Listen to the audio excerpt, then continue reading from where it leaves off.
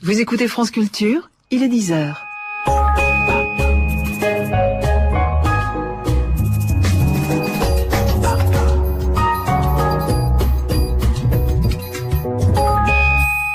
Les humanités. Aujourd'hui, les vendredis de la philosophie par François Noudelman.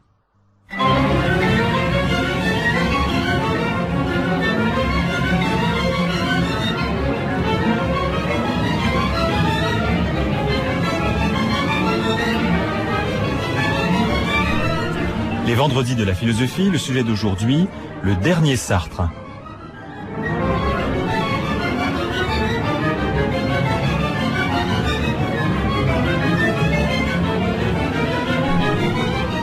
Pendant les 5 dernières années de sa vie, Sartre, progressivement aveugle, a entretenu un dialogue philosophique avec un jeune homme du nom de Pierre Victor. Cet ancien dirigeant de la gauche prolétarienne suivait son propre itinéraire qui devait le conduire, par le biais de Lévinas, à un retour au judaïsme et à son nom de Béni Lévy. Les sartriens de longue date réagirent parfois violemment à ce débat tardif qui semblait détourner la pensée du philosophe. Ces entretiens auraient dû aboutir à la publication d'un livre à deux, Pouvoir et liberté, présenté comme un renouvellement radical de la pensée sartrienne. Mais la mort de Sartre interrompit le projet, dont ne parut qu'une version réduite et autorisée en 1980 dans le Nouvel Observateur. Aujourd'hui sont publiés les cahiers de Béni Lévy qui consignaient leur travail commun, une nouvelle occasion de savoir si ce dialogue fut une renaissance ou un malentendu. Avec moi pour en parler, Bernard-Henri Lévy, vous avez consacré un long texte à Sartre, le siècle de Sartre. Vous venez de faire paraître aussi un livre qui résonne des mots de Sartre, Ce grand cadavre à la renverse, chez Grasset. Michel Contat, et on connaît bien sûr tous vos éditions. Vous avez suivi Sartre, vous l'avez bien connu. Et donc, on va entendre quelques extraits d'ailleurs du film que vous lui avez consacré. Je crois que ça serait bien de revenir un petit peu sur le statut de ce texte, sur l'histoire de ce texte qui nous arrive aujourd'hui. Est-ce que pour vous, c'est une nouvelle pièce dans l'œuvre de Sartre par rapport aux archives, Michel Contat? Dans l'œuvre de Sartre, je dirais pas, mais dans la connaissance de son travail à la fin de sa vie, oui, sans aucun doute. Peut-être que pour la clarté des choses, pour nos auditeurs, il faut rappeler dans quelles circonstances Sartre a été amené à travailler avec Béni Lévy. En 73, un accident de santé le prive de la vue. Il est arrêté dans le grand projet dont il a publié déjà 3 tomes, qu'est L'idiot de la famille, son ouvrage sur Flaubert. Et il est arrêté à un moment qui est particulièrement difficile pour lui, c'est qu'il va y aborder Flaubert écrivain, c'est-à-dire Flaubert styliste. Flaubert, dans Madame Bovary, inventant un nouveau réalisme, inventant une écriture qui doit faire naître quelque chose de rien, puisque c'était au fond le grand projet de Flaubert. Et Sartre n'est pas très bien équipé pour aborder ces questions-là. Il est au courant, en gros, de ce qui s'est passé dans la critique littéraire savante, en gros, la poétique, la rhétorique, l'héritage structuraliste dans les études littéraires. Il est méfiant à l'égard de ces techniques, mais il sent bien qu'il faut qu'il les traverse, qu'il voit si elles sont opérantes ou non. Et là-dessus, la demi-cécité qui le frappe, qui lui interdit désormais d'écrire, le laisse désemparé. Alors, Béni Lévy, à ce moment-là, qui s'appelle encore Pierre Victor, du moins pour les gens qui le connaissent, s'apprête à dissoudre, contre l'avis de Sartre, la gauche prolétarienne, qui est cette organisation révolutionnaire radicale qu'il dirigeait. Et grâce à laquelle, à l'occasion de laquelle, Sartre et Béni Lévy, Pierre Victor, se sont connus. Il s'agissait d'empêcher l'interdiction systématique de la cause du peuple ou l'arrestation de ses directeurs. Et Sartre, donc, s'était proposé comme directeur impossible de mettre d'emprisonner. Et donc, ils se mettent à travailler ensemble sur le Flaubert. Et très rapidement, cette dissolution fait aussi que Béni Lévy se trouve sans ressources, sans inscription professionnelle. Donc Sartre décide, par générosité, de l'engager comme secrétaire. Sartre a un autre secrétaire qui s'occupe des affaires courantes, qui s'appelle André Puig. Sa fille aussi l'aide dans ce travail-là. Alors voilà, donc le travail intellectuel sur Flaubert tourne rapidement court. Et la discussion se poursuit, et intervient à ce moment-là un nouveau projet, qui est un projet d'émission historique sur l'histoire de la France vue par un témoin subjectif qui est Sartre. C'était un projet vaste d'une série d'émissions historiques qui aurait débouché aussi sur une prise de position sur les luttes actuelles. Ce projet fait peur aux dirigeants politiques, à Chirac, à Debré qui s'y oppose. Antenne 2 finit par poser des conditions telles que Sartre et Béni Lévy claquent la porte. Et voilà, ils se retrouvent désœuvrés en automne 1975. Rien n'est sorti avant de leur travail. Voilà. C'est à partir de 75, effectivement, que ce dialogue qui va mener à Pouvoir et Liberté. Voilà. Et le projet naît entre eux d'écrire un livre à deux voix qui s'appellerait Pouvoir et Liberté. Alors, Bernard-Henri Lévy, vous avez beaucoup fait pour qu'on prenne ce dialogue au sérieux, parce qu'il a été, faut le dire quand même, assez rejeté par ceux qui même ont parlé quelquefois de détournement de vieillards. Alors il y a eu beaucoup de calomnies, et vous avez dit voilà, il se passe quelque chose de très important. C'est pas parce que Sartre écrit plus, voilà, que il faut pas penser que c'est fini. Au contraire, il y a une sorte de nouvelle jeunesse. Alors dans votre livre Le siècle de Sartre, à la fin, vous avez de très belles pages pour justement évoquer ce nouveau départ, cette jeunesse de Sartre. Je vous cite à propos du Pouvoir et Liberté, vous dites « Ce livre, c'est non pas le grand livre, mais la condition de possibilité du grand livre à venir. C'est un livre pour d'autres livres qui se pressent. Il le sent bien comme un essaim de songes et déjà de mots. C'est ce moment de la dernière reprise où l'on sent que la pensée sartréenne, affranchie de ses obstacles, va de nouveau se déployer. » Alors, est-ce qu'effectivement les notes de Béni Lévy vous paraissent confirmer cette idée qu'un grand livre était à venir?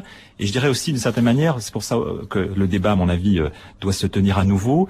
Ce qu'on disait à l'époque, on le disait sans savoir aussi ce que deviendrait la pensée propre de Béni Lévy. Donc, il me semble que le débat doit se tenir à nouveau à la lecture de l'évolution de Béni Lévy. Bernard-Henri Lévy. C'est un moment tout à fait extraordinaire de l'histoire des idées. Cette rencontre entre ce vieil homme et ce jeune homme. Cette rencontre finalement improbable. Cette tentative de penser ensemble. Sartre avait toujours dit qu'on pensait pas à deux, qu'on discutait pas, que la pensée était un exercice solitaire. Que la pensée n'était jamais commune. Donc il y a là quelque chose de tout à fait extraordinaire. À la mesure d'ailleurs de l'extraordinaire de la situation. Tout ce que disait Michel Contat tout à l'heure était absolument juste.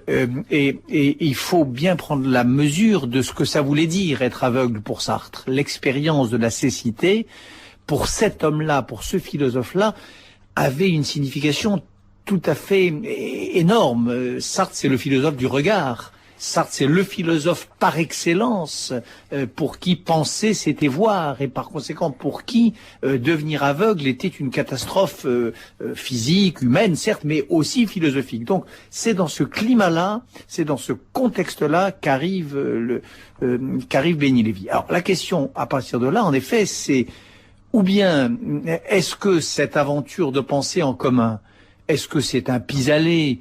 Est-ce que Sartre fait ça parce qu'il peut pas faire autre chose? Est-ce que c'est contradictoire avec ce qui a toujours été les lignes de force de la pensée sartrienne? Est-ce que c'est même une imposture? Est-ce que c'est ce détournement de vieillard dont ont parlé certains des sartriens historiques?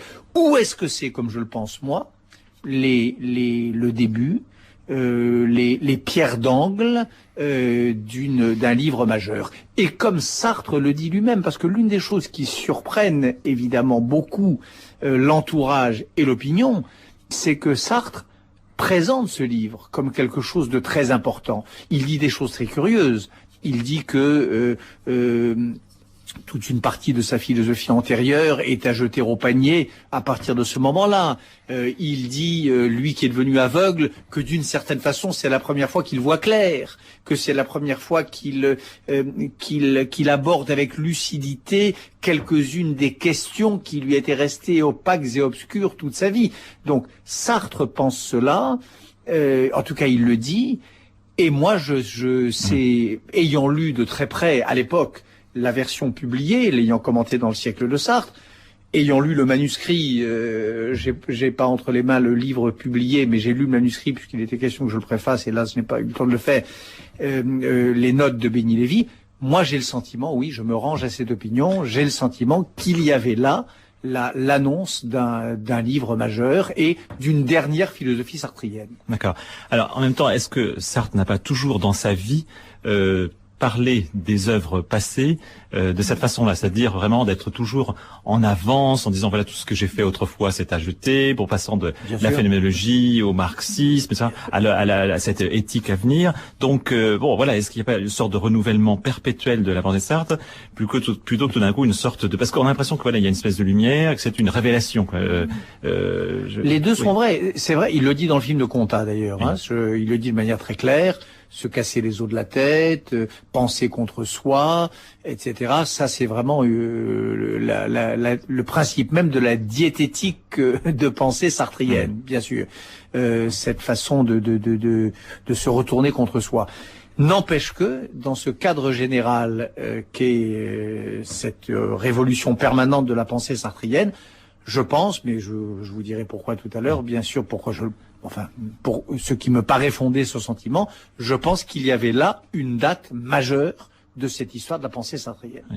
Michel Contat, est-ce que vous êtes d'accord? Oui et non.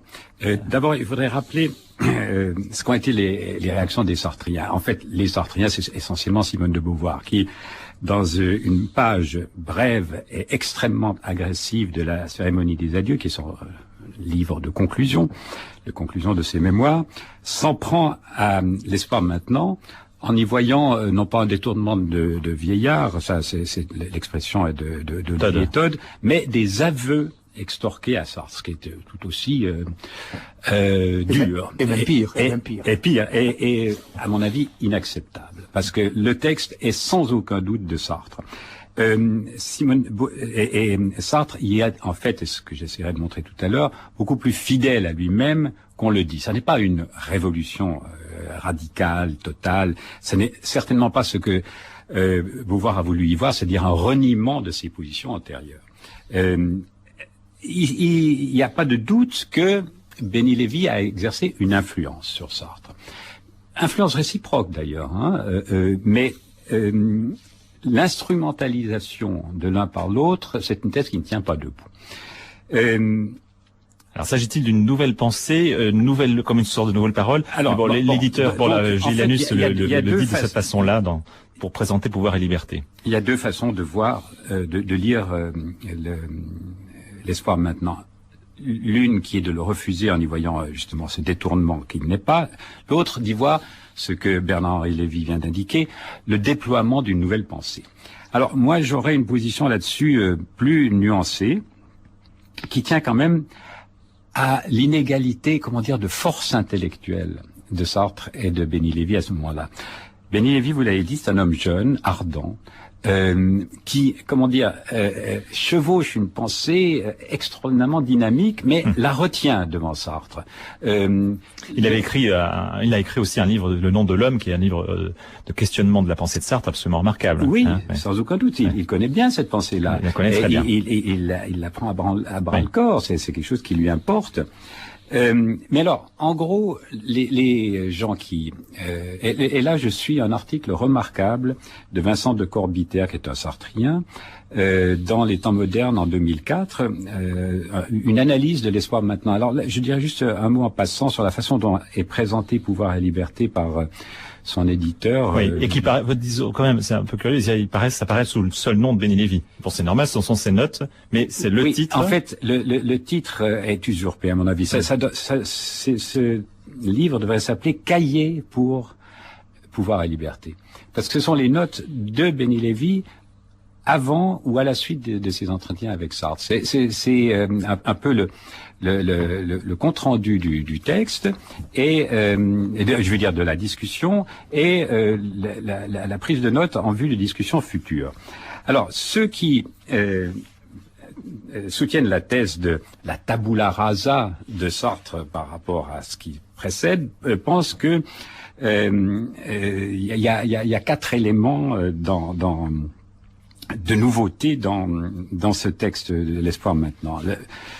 Le premier, ce serait l'abandon par Sartre de la politique au profit de la morale. Le deuxième, ce serait la rupture dans la morale elle-même. Le troisième, la révolution en matière d'ontologie. Et le quatrième, l'influence du judaïsme. Je pense qu'on s'arrêtera particulièrement sur le dernier point parce que c'est lui qui, en fait, constitue ce troisième Sartre. Oui. Que Bernard-Henri Lévy a essayé de constituer. Disons-le, encore aujourd'hui, il y a la construction de, je pense, un peu une petite mythologie sur le fait qu'un dialogue s'est instauré entre Lévinas et Sartre grâce au passeur, Béni Lévy. Oui, alors bon, pour donner ma thèse en 2 mots, elle ressemble d'ailleurs beaucoup à celle de Bernard-Henri Lévy, sauf qu'elle est peut-être plus négative. Il y a un troisième Sartre, mais c'est Lévinas. Alors, c'est un troisième Sartre sans œuvre. On ne peut pas dire que l'espoir maintenant, ni ses notes pour pouvoir liberté constituent une œuvre, c'est le programme d'une œuvre. Là, vous avez raison. C'est la pierre d'angle. Moi, je dirais c'est les matériaux, le programme d'une pensée à 2 qui ne se déploie pas à 2 en réalité. Ils sont pas en train de construire une vérité à 2, ils sont en train de discuter sur ce qu'il conviendrait de faire. Alors, donc oui, pour moi ce troisième Sartre existe, mais il s'appelle Lévinas, oui. Et autant aller le lire chez Lévinas que dans les vestiges d'un travail inabouti. Bernard-Henri Lévy. Oui et non, c'est-à-dire, cher Michel Contas, ce qui n'était pas prévu au programme. Il y a une seule chose qui n'était pas prévue au programme, c'est que Sartre meurt aussi vite. Bien sûr. Et il le dit d'ailleurs dans l'entretien avec Béni Lévy. Il dit, à un moment donné, j'ai plus la phrase exacte, mais qu'est-ce qui me reste à vivre? 10 ans, allez, peut-être 5, mais enfin, nous posons les bases d'une œuvre à venir. Donc, les deux ne sont pas contradictoires. Bien sûr que c'est des rudiments. Bien sûr que c'est des pierres d'angle. J'ai employé l'expression tout à l'heure et je l'emploie dans l'épilogue du siècle de Sartre. Mais c'est les pierres d'angle de quelque chose qui, si Sartre avait vécu, aurait constitué quelque chose, à mon avis, de très important, une troisième œuvre qui serait partie de Lévinas, mais qui serait allée ailleurs. Parce que vous avez raison quand vous dites Lévinas. Et c'est vrai que quand on regarde ce qui se passe dans ce moment-là entre ces deux hommes, encore une fois, cette aventure philosophique et humaine extraordinaire. D'abord, c'est humaine parce que c'est une belle histoire. Ce vieil homme à bout de souffle, qui pense qu'il en a fini avec la pensée, qui passe ses journées, je crois, à regarder vaguement des ombres sur la télévision, et puis sur son poste de télévision, et qui d'un seul coup se remet au travail de la pensée grâce à l'aide de ce jeune homme ardent et fiévreux. C'est une belle histoire humaine. Mais c'est aussi une belle histoire philosophique, avec, en effet, en non-dit, en filigrane, parce qu'il n'est jamais nommé dans le texte publié dans Pouvoir et Liberté, l'ombre de Lévinas. Et le rôle de Béni Lévy, qui au même moment, c'est un révolutionnaire, qui a construit son idéologie révolutionnaire sur le déni de son judaïsme, qui était à l'époque ce que Jean-Claude Milner appelle un juif de négation, ou un juif selon les réflexions sur la question juive de Sartre. Donc lui-même ne sait rien de tout ça. Et voilà ce jeune juif de négation, et ce grand philosophe français qui disait dans certains textes, dans l'enfance d'un chef, dans les réflexions sur la question juive, qu'il y avait du juif en lui aussi. Les voilà qui redécouvrent ensemble, à travers un tiers qui n'est pas là, mais qui est de l'autre côté de la scène, chez qui Béni Lévy va parfois chercher comme des provisions de pensée Lévinas, voilà qui découvrent ensemble cet énorme massif métaphysique qu'est la pensée juive. Donc, on a les actes de cette découverte en commun dans Pouvoir et Liberté. Et par conséquent, on a les pierres d'angle et on a les rudiments de quelque chose qui allait qui si Sartre avait vécu, ce serait, alors évidemment, si Sartre avait vécu, mais voilà, c'était ce qui était prévu. Ni Sartre ni Béni Lévy ne pensaient que ce texte-là, et moi j'en ai beaucoup parlé avec Béni Lévy dans les dernières années de sa vie, ne pensaient que là était le texte majeur, bien sûr. Ils n'ont pas eu le temps de l'écrire ensemble, le texte majeur. Mais à vous entendre, Bernard Lévy, on comprend quand même que cette affaire a été importante pour Béni Lévy et qu'il s'agit effectivement d'un moment très fort de conversion ou de reconversion. D'ailleurs, si vous voulez bien me redonner le livre, parce que j'ai quelques extraits à citer.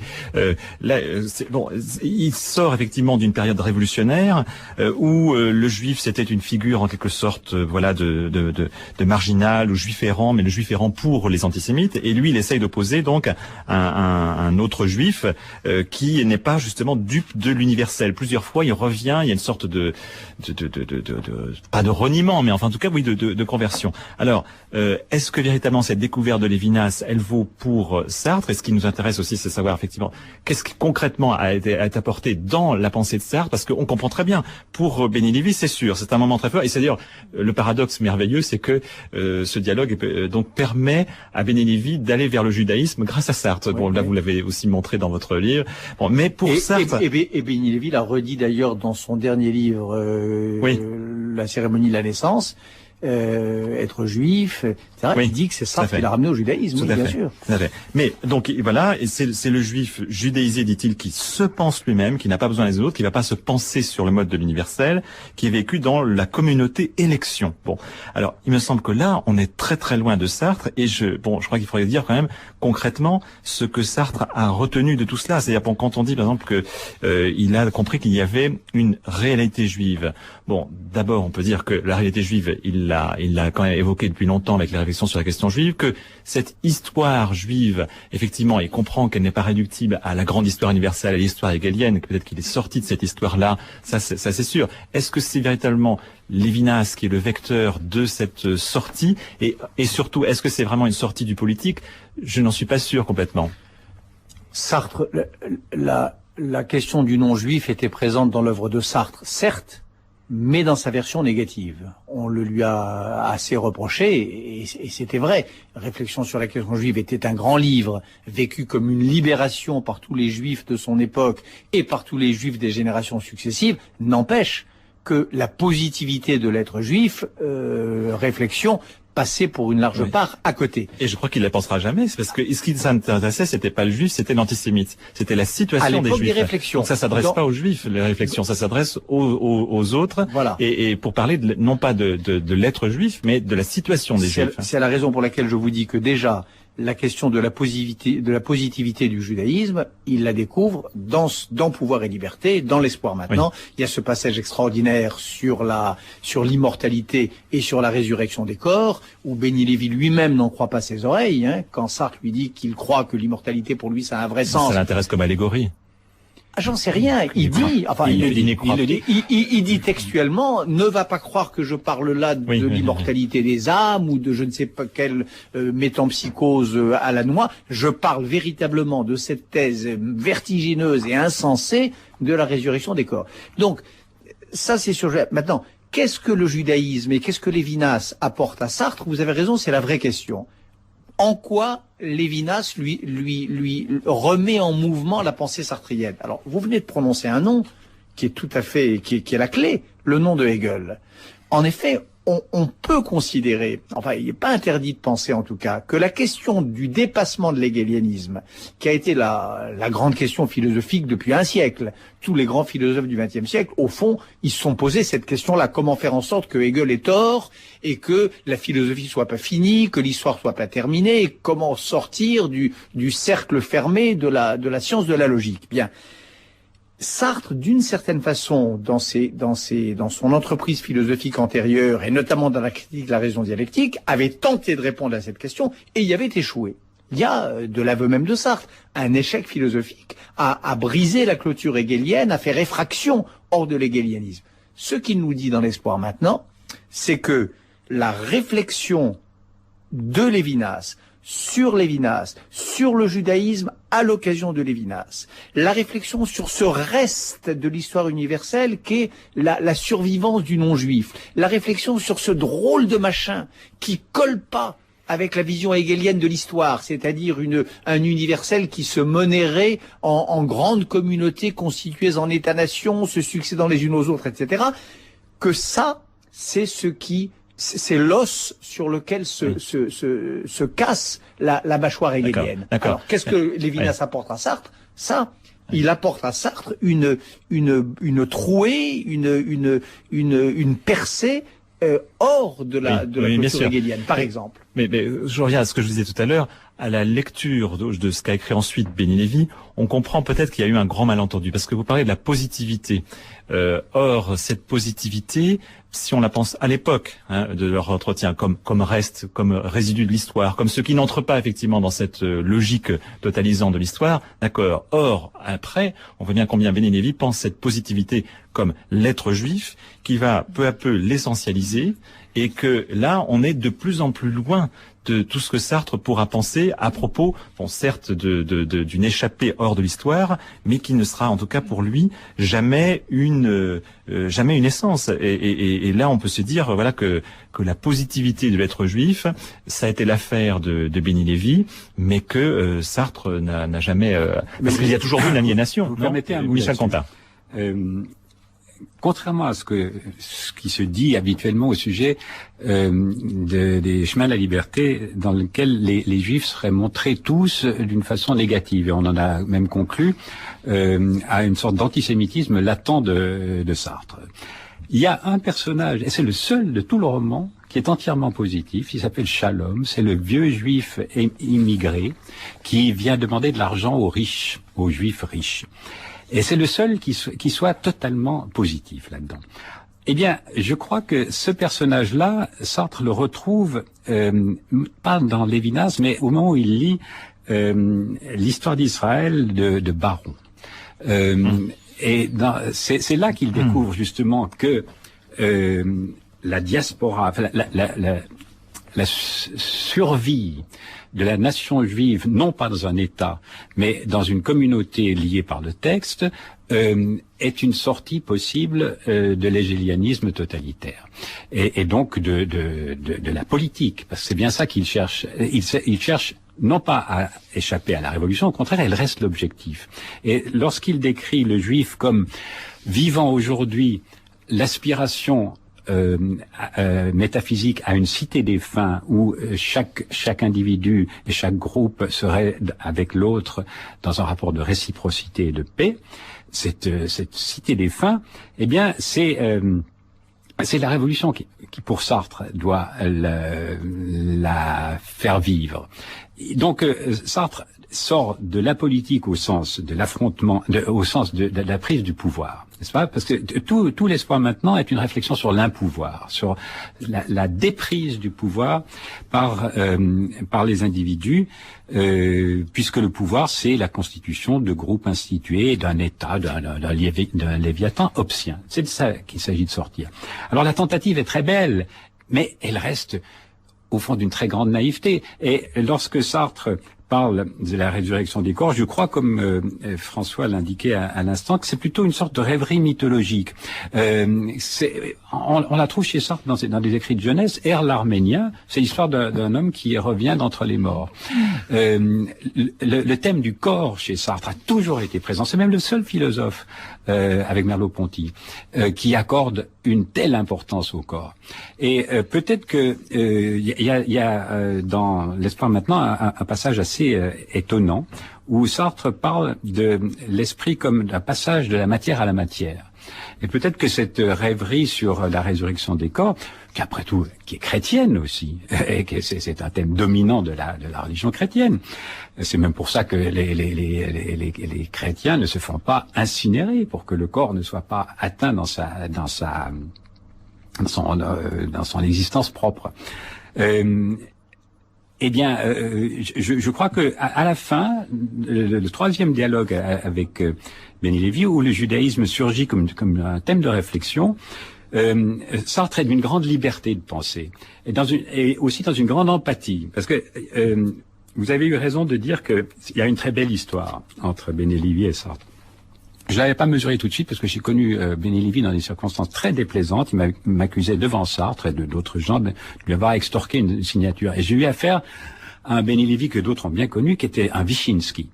un Savonarole mêlé de Wyszynski. Mais quand je l'ai vu avec N'oublions Sartre, pas, excusez-moi, juste une petite parenthèse, que au moment de la gauche prolétarienne, il demandait à Sartre de quitter son Flaubert pour écrire des romans populaires. Oui, bien sûr. Hein. Oh, c'est une rigolade. Mais donc quand je les ai vus ensemble, j'ai vu qu'en effet il y avait de l'affection, de la tendresse, ils s'amusaient bien ensemble. Mais alors, quand on regarde les dates de Pouvoir et Liberté, ces notes, ils se voyaient somme toute assez rarement, ils se voyaient une quinzaine de fois dans l'année. Sartre avait d'autres relations. C'est vrai que la relation avec Béni Lévy est venue remplacer celle qu'il n'avait plus avec Simone de Beauvoir, qui était une relation de réciprocité et de discussion et de pensée à deux. Ils l'ont connu, ça. Pas pour faire un livre à deux, mais pour essayer l'un sur l'autre leur pensée. Et alors, il voyait d'autres gens. Sartre, il voyait François Sagan, avec qui il avait des rapports délicieux. Je le voyais aussi. Il voyait Jeannette Colombel, il voyait Michel Sicard. Avec tous ces gens, il était dans un rapport d'empathie. Moi, je suis un sartrien de l'être et le néant. Mais quand je parlais avec lui, c'était sur des thèmes de l'être et le néant. Et je me rappelle très bien d'une discussion qu'on a eue sur le regard, parce que j'avais vu des notes qu'il avait sur sa table, des notes où les lignes se chevauchaient. Mais j'avais réussi à déchiffrer. Il dit, vous revenez sur le regard. Il dit, oui, on discute de ça avec Pierre. Et qu'est-ce que vous en concluez? Puis il me le résume, et je dis, mais ça, c'est dans l'être et le néant. Le cogito implique l'autre. Il me dit, mais vous avez raison, bien sûr que c'est dans l'être et le néant.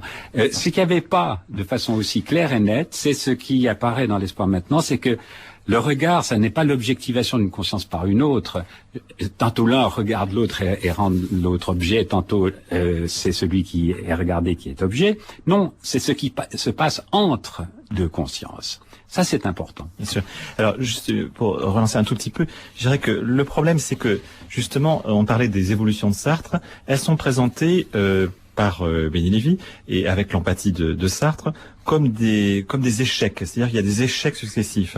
Or, on voit bien que ce ne sont pas tant des échecs, ou du moins, ce qui est pensé comme échec, c'est le fait que, par exemple, la relation à deux échoue, ou bien que la fraternité dégénère en terreur. Donc ça, c'est un échec, effectivement, qui peut être logique ou factuel, ou dans la structure même du groupe, mais tout d'un coup, il est présenté dans Pouvoir et Liberté ou dans les notes de Béni Lévy comme un échec de Sartre à penser une possible communauté qui échapperait à la violence. Et donc là, il y a quand même un petit problème, c'est que on voit bien que Sartre quand même n'abandonne pas la politique, qu'il n'abandonne pas l'horizon émancipateur, même si effectivement, d'accord, il sort d'une certaine logique hegelienne, mais il pense encore l'émancipation pour tous et pour tout un chacun. Alors qu'on voit bien progressivement, enfin là, rétrospectivement à la lecture des textes suivants de Béni Lévy, un certain repli communautaire, et d'où le succès d'ailleurs communautaire de Béni Lévy. Alors Bernard-Henri Lévy. D'abord moi, j'ai bien connu Béni Lévy, et je récuse absolument, je n'ai jamais connu un Wyszynski, je n'ai jamais connu un Savonarole, et je n'ai jamais entendu, je ne crois pas que Béni Lévy ait jamais demandé à Sartre d'abandonner son Flaubert pour écrire des romans populaires. On a raison de se révolter. C'est marqué, c'est dans le dialogue, on a raison de se révolter. Pierre Victor, avec Philippe Gavy, vous le verrez, je peux vous le retrouver. Non, Victor le dit, mais il n'y croit pas. Donc, le Savonarole et le Wyszynski, ça je ne suis pas d'accord, je pense qu'on a... Vous l'avez pas connu, moi je l'ai connu. Je l'ai connu aussi, personnage même à l'époque beaucoup plus poétique et beaucoup plus romanesque que cela. Mais enfin, fermons la parenthèse. La question, il y a deux questions que vous soulevez, Michel Contat et François Noudelman. La première, évidemment que ce dialogue, il a un sens différent pour Béni Lévy et pour Sartre. Je dis pas que Béni Lévy et Sartre, c'est la même chose.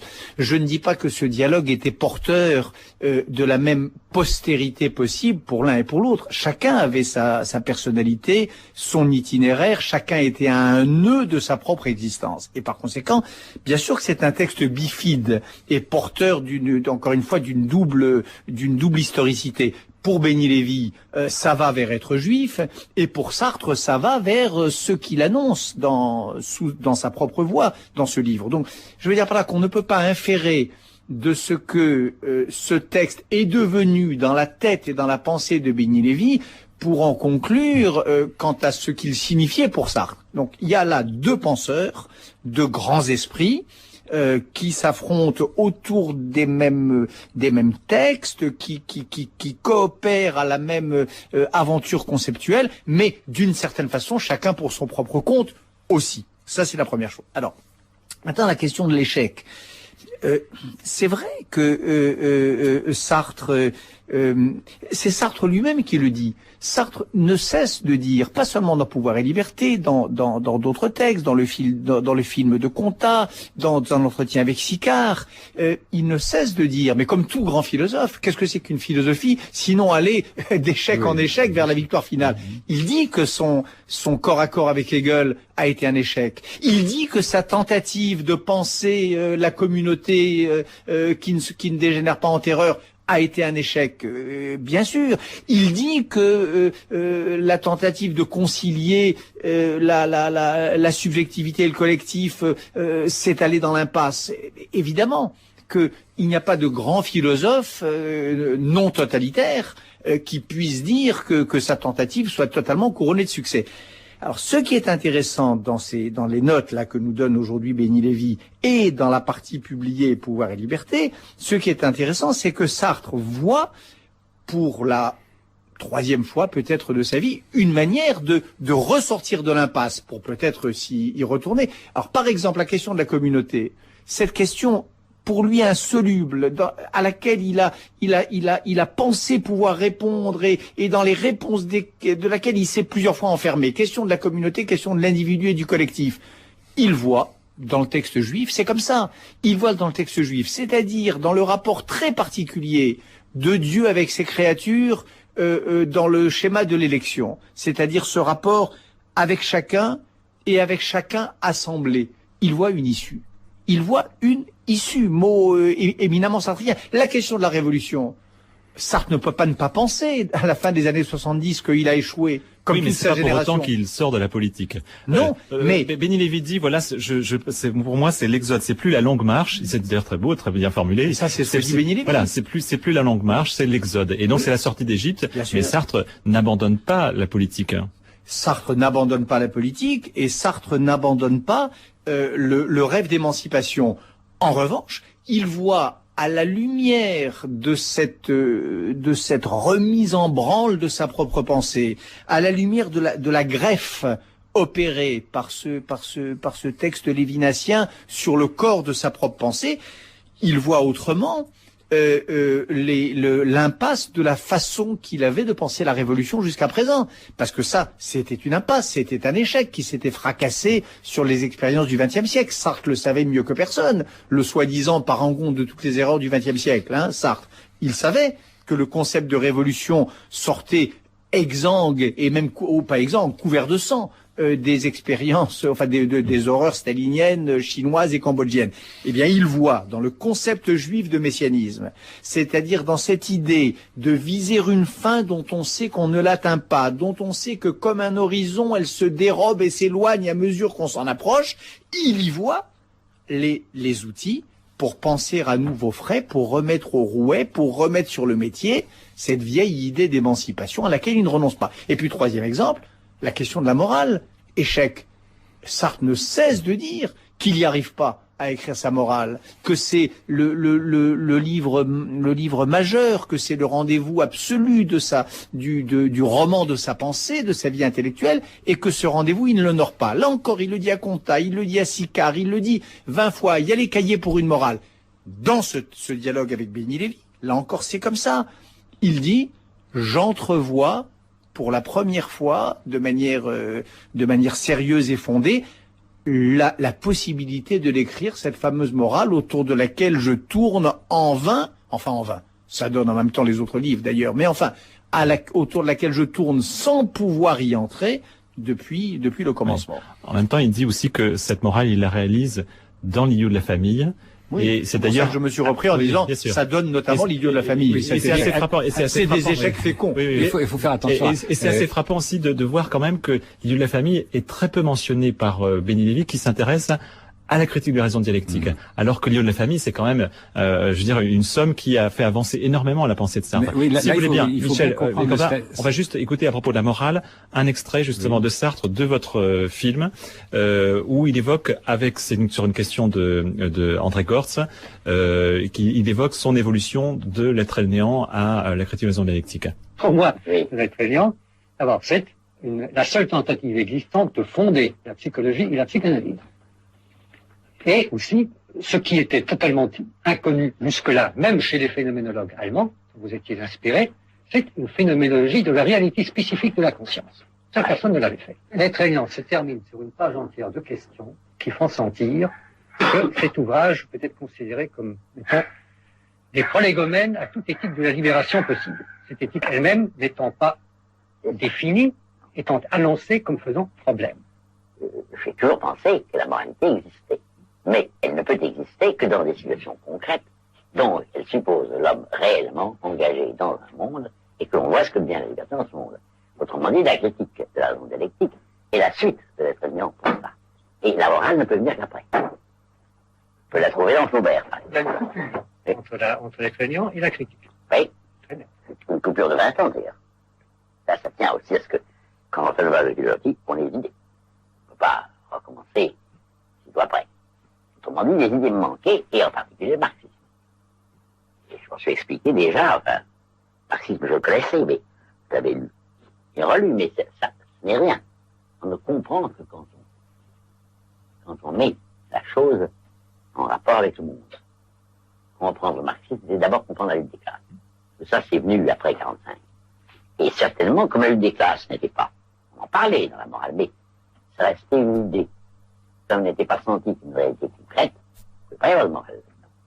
Donc, je me suis arrêté parce que quelque chose me manquait. Alors, un commentaire sur cette morale, Michel Contat. Le commentaire, il est dans les entretiens avec Benny Lévy. Sartre dit ceci: la finalité à laquelle tout juif tend plus ou moins consciemment, mais qui doit finalement réunir l'humanité, c'est cette fin, au fond, sociale, aussi bien que religieuse, que seul le peuple juif. Et là, Benny Lévy l'interrompt, Sartre reprend plus loin. Si tu veux, c'est le commencement de l'existence des hommes les uns pour les autres, la communauté juive. C'est-à-dire une fin morale. Il y a cette ouverture que Bernard-Henri Lévy décrit justement comme un appel vers quelque chose, seulement il se trouve qu'il n'y a pas d'œuvre derrière. Alors que pour le Sartre existentiel, on a l'être et le néant. Pour le Sartre qui essaye de remettre le marxisme sur ses pieds, on a la critique de la raison dialectique. Pour la morale, on a l'idée de la famille. Il faut bien comprendre ce que c'est la morale chez Sartre. C'est une recherche. C'est pas des préceptes. Hein. C'est une recherche d'intelligibilité de l'action humaine. Comment est-ce que une action dévie de ses fins par le fait même qu'elle entre en contradiction avec d'autres actions. Et qu'elle est dans les infrastructures. Hein, c'est la différence avec le marxisme. En fait, elle n'a jamais été dans les superstructures pour Sartre. C'est tout son intérêt pour les Mao, parce qu'effectivement, il la pensait dans les luttes mêmes. C'est dans les luttes mêmes que la morale se forge, dans l'impossibilité de l'impossible, dans la révolte devant l'indignité d'une situation. Oui.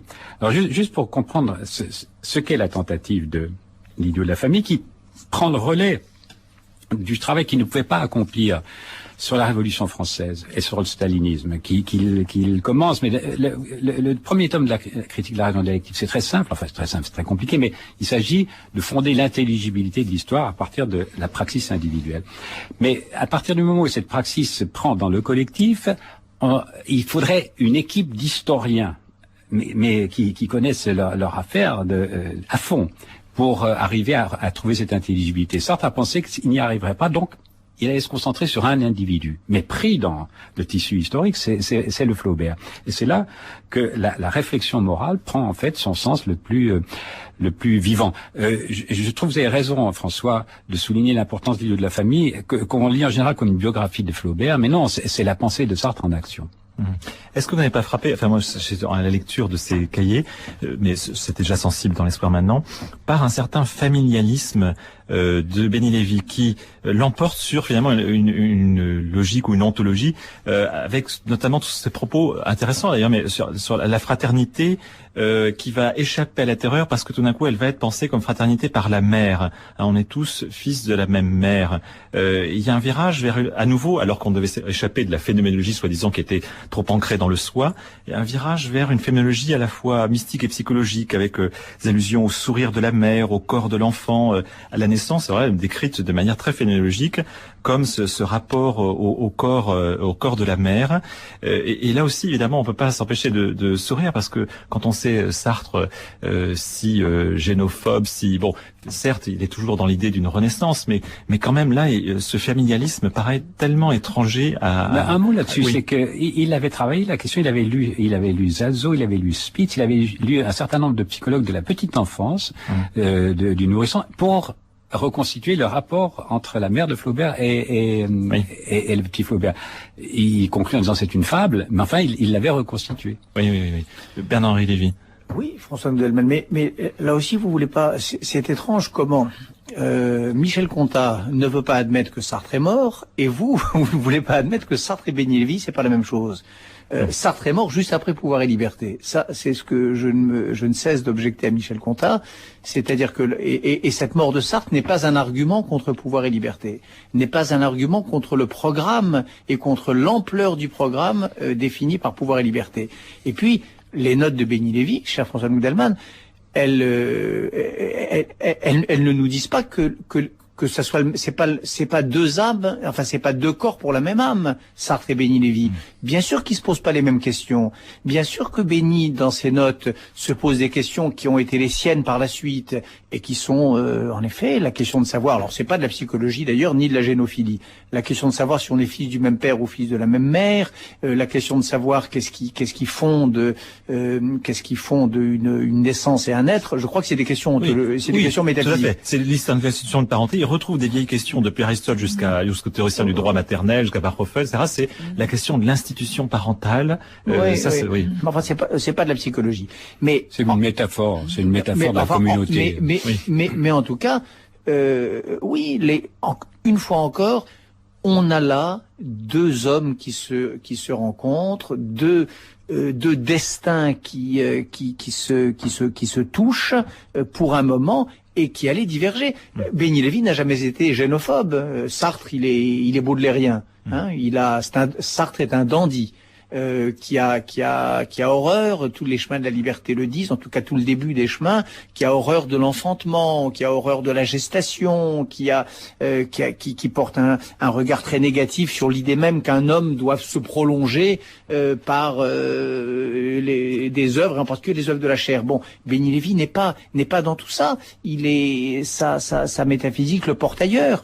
Mais c'est la grandeur de cette aventure dont on avait les premières pièces avec la partie publiée par Jean Daniel et l'Observateur, et dont on a la deuxième pièce avec les notes de Béni Lévy. C'est la grandeur de cette aventure, d'être une aventure commune, mais menée ensemble par deux individus absolument dissemblables et engagés tous les deux dans une aventure propre, vitale, essentielle, et qui ne se ressemblait pas nécessairement. Ce que je veux dire, Bernard Lévy, c'est simplement, est-ce que aujourd'hui, à la lecture justement des textes suivants de Béni Lévy, on se dit que il y a un malentendu, quand on voit plutôt pas un malentendu, mais tout ce qui séparait les deux hommes, quoi. Voilà. Moi, je suis sensible aujourd'hui à tout ce qui les séparait à l'époque dans ce frottement, il y avait un différent. Voilà. D'abord, vous y êtes sensible parce que vous avez le regard rétrospectif, c'est-à-dire que vous avez droit à une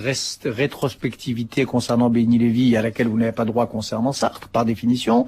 Donc vous y êtes sensible pour cela. Deuxièmement, pourquoi pas? Une aventure philosophique, elle est faite d'échecs et de malentendus. C'est d'échecs en échecs, de malentendus en malentendus. Des rencontres importantes, elles sont tissées pour une part de malencontres et de malententes.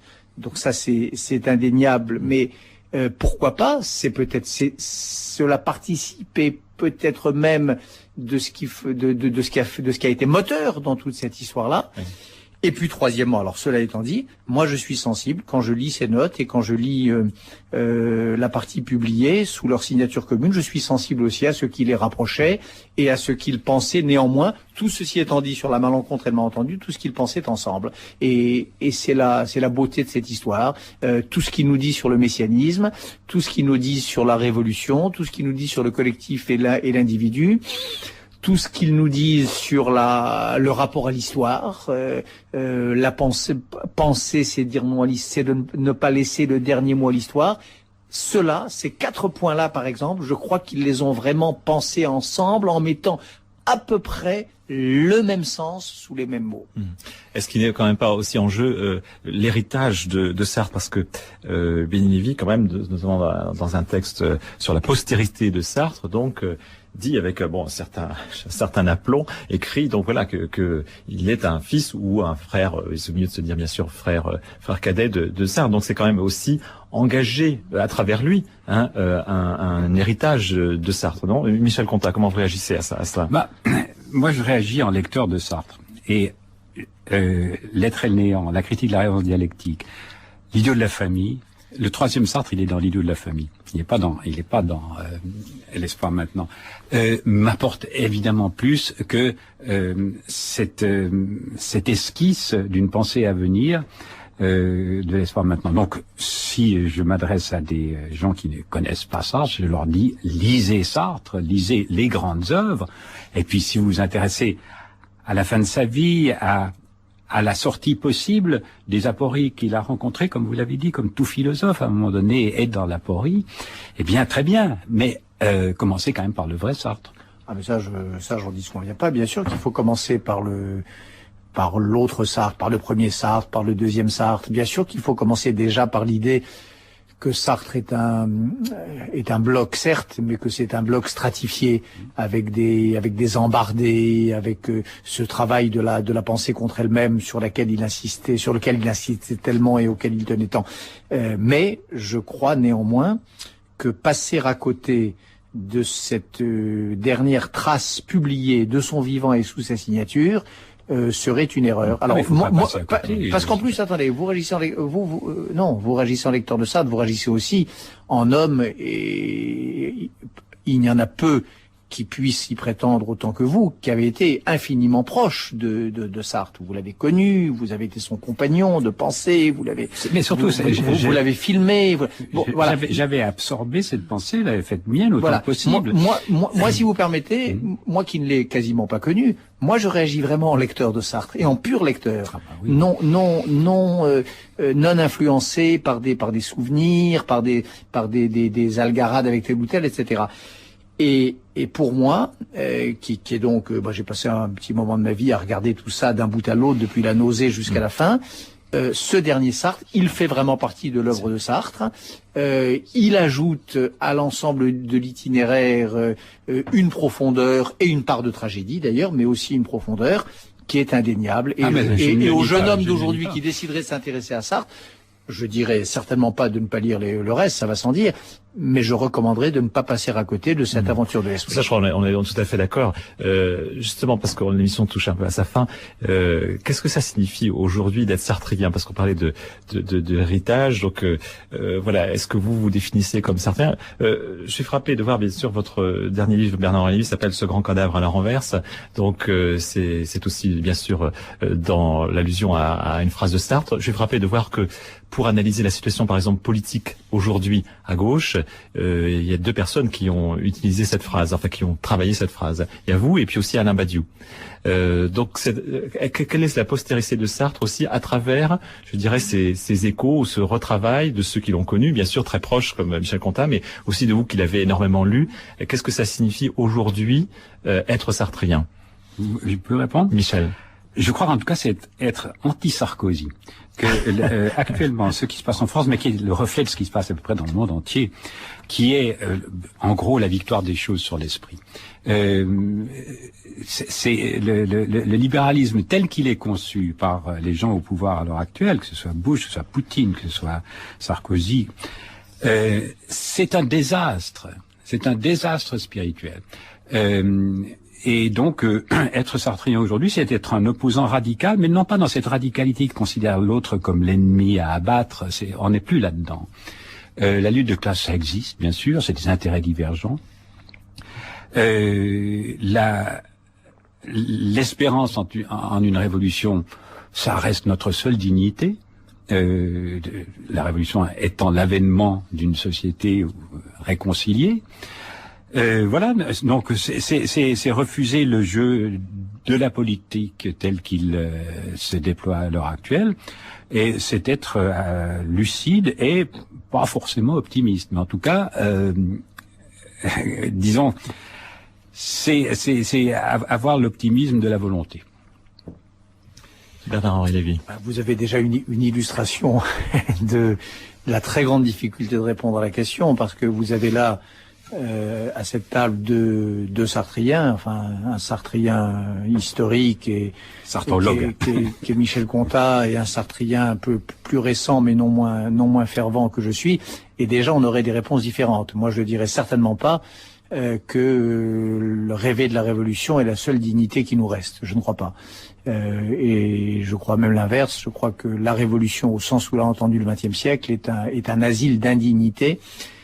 Et d'ailleurs, je serais prêt à en parler avec Contat. Je pense, moi, Sartre m'a aidé à penser à quel point l'idée même de révolution au sens occidental était une impasse tragique et horrible. Mais bon, alors qu'est-ce que c'est être sartrien pour moi? Donc, on peut être sartrien comme Contat vient de le dire, on peut être sartrien comme Badiou, ça c'est vrai, dans ce dernier livre que je trouve absolument terrifiant. De quoi Sarkozy est-il le nom? De quoi Sarkozy est-il le nom? Mais pour vous, Bernard-Henri Lévy. Non, attendez, terrifiant. Parler des gens comme des rats, par exemple, hein, parler des humains et de ses adversaires comme des rats, on n'avait pas fait ça depuis un certain film de sinistre mémoire pendant l'occupation. C'est parfaitement ignoble. Je trouve ce livre atroce. Alors, mais on peut être sartrien comme moi. Alors, moi, ça veut dire quoi être sartrien? Ça veut dire, je dirais, deux choses. Enfin, tant de choses. Enfin, s'il fallait résumer dans les 2 minutes qui vous restent, un certain style de philosophie, et puis une certaine forme de conceptualité. Alors, style de philosophie, c'est alors peut-être pas le rapport à l'esprit, mais rapport aux choses mêmes. Philosopher sur le garçon de café, philosopher sur la réalité la plus concrète des choses et apparemment la plus triviale. Philosopher sur Henri Martin, sur un marin, etc. sur des questions d'historicité immédiate. Et puis pour moi, alors ça, je sais que ça avait beaucoup surpris quand j'avais publié Mon siècle de Sartre. Être sartrien, cela veut dire aller chercher dans Sartre les fondements du seul antitotalitarisme sérieux, solide et conceptuellement fondé dont on dispose aujourd'hui. Alors, il y a beaucoup d'autres gens qui ont, y compris des contemporains de Sartre, Merleau-Ponty, Camus, etc. N'empêche que échapper aux visions totalitaires de l'histoire, je pense que la meilleure façon de le faire, même si lui-même n'a pas toujours été à la hauteur, naturellement, dans sa vie d'intellectuel engagé, c'est aller puiser dans l'arsenal, dans la boîte à outils théorique de l'œuvre de Sartre. Je vous remercie beaucoup, et pour terminer cette émission, je voudrais juste évoquer la mémoire de Stéphane Moses, parce que c'était un philosophe donc qui nous a quittés et qui était un grand spécialiste de la pensée contemporaine, la pensée juive, de la littérature allemande. Je voudrais l'évoquer aussi parce qu'évidemment sa relation à Lévinas a été très forte. Je rappelle la publication de L'Ange de l'Histoire sur Rosenzweig, Benjamin Scholem, et la préface aussi que Lévinas avait faite à Système et Révélation. Donc pour terminer cette émission, on pourrait peut-être écouter un entretien qu'il m'avait accordé sur la pensée de Lévinas et qui touche à l'histoire de l'antisémitisme, un enjeu qui était aussi fort pour la discussion entre Benny Lévy et Sartre. Je peux vous dire ce que je pense, pas à la place de Lévinas. Et je peux vous dire que, à mon avis, l'antisémitisme est un phénomène métahistorique dans la mesure où il accumule d'une façon presque archéologique des couches et des couches et des couches et des couches d'hostilité apparues à des époques historiques différentes, mais qui se sont surajoutées les unes aux autres. Et c'est d'ailleurs un phénomène absolument exceptionnel, parce que quand on fait une analyse phénoménologique de l'antisémitisme, on y trouve absolument tout. Que les juifs sont riches, et que les juifs sont pauvres, et que les juifs sont communistes, et que les juifs sont capitalistes, et que les juifs sont avares, et que les juifs sont trop généreux entre eux, on trouve absolument tout. C'est-à-dire c'est un réceptacle. C'est un réceptacle. Et puis il y a l'antisémitisme raciste, racial, et puis il y a l'antisémitisme social, et puis il y avait l'antisémitisme théologique, qui, grâce à Dieu, aujourd'hui, a beaucoup diminué. Mais tout ça, si vous voulez, c'est C'est surajouté par couche.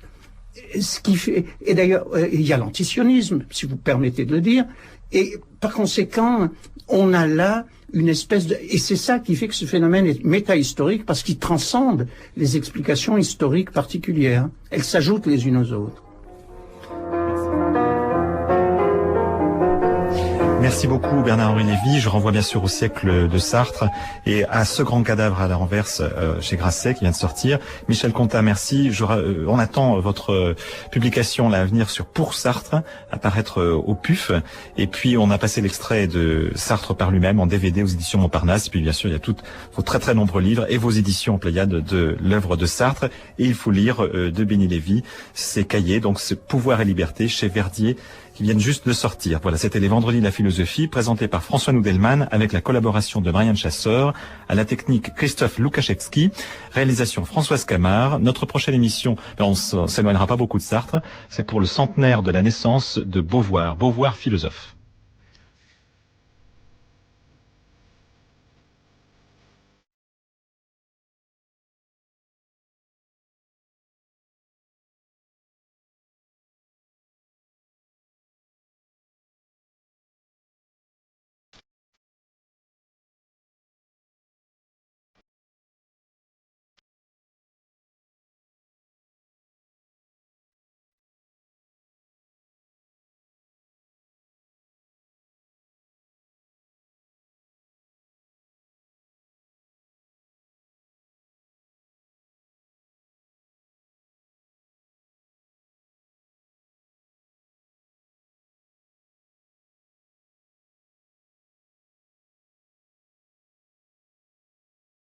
Vous écoutez France Culture, il est 11h.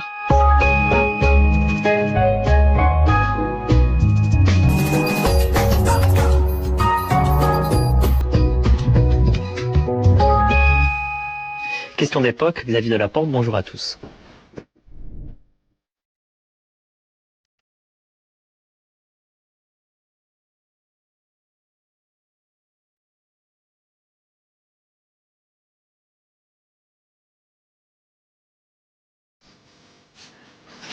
Comme tous les vendredis dans Question d'époque, c'est l'actualité des nouveaux médias et les questions qu'ils nous posent. Place de la Toile avec Thomas Baumgartner. Bonjour Thomas. Bonjour Xavier.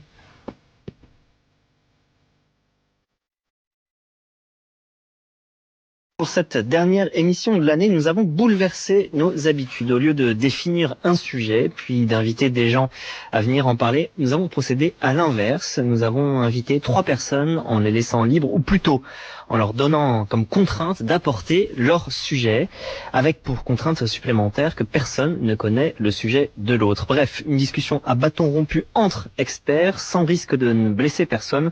On pourrait appeler ça les grosses têtes de Place de la Toile.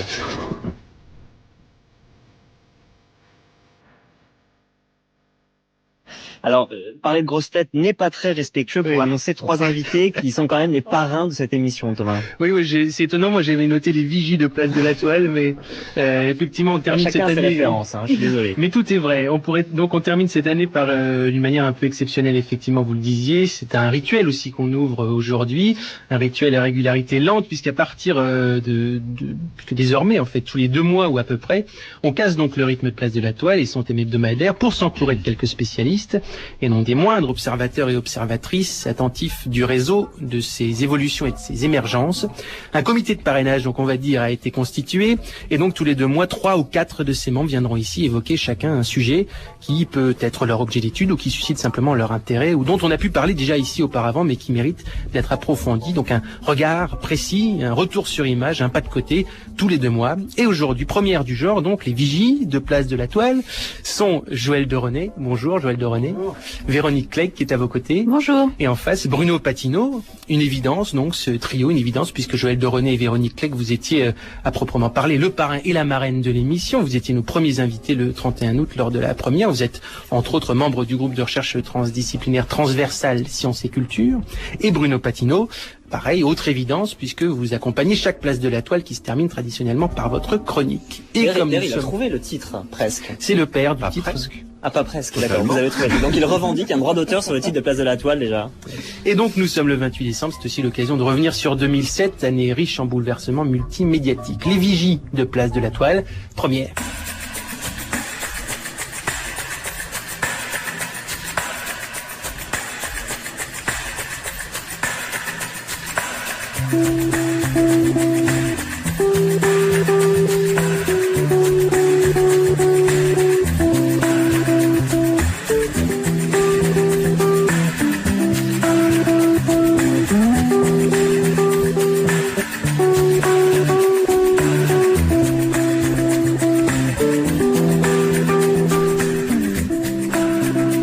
C'est un extrait de Reconer de Radiohead. Radiohead, un groupe qui a fait parler de lui cette année, pas que pour des raisons musicales, mais aussi parce que leur dernier album a été téléchargeable en ligne, nouveau mode de distribution dont on reparlera un peu plus tard dans l'émission.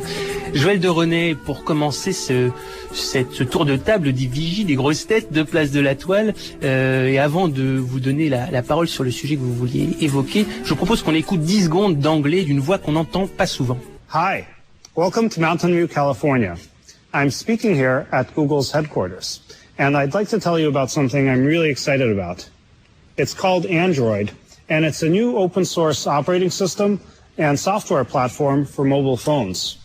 Est-ce que vous l'avez reconnu? Andy Rubin ou Steve Jobs? Non, c'est une blague. C'est une méchante blague. C'est Andy Rubin ou c'est un des patrons de Google, celui-là, non? C'est un des patrons de Google, effectivement. C'est Sergey Brin.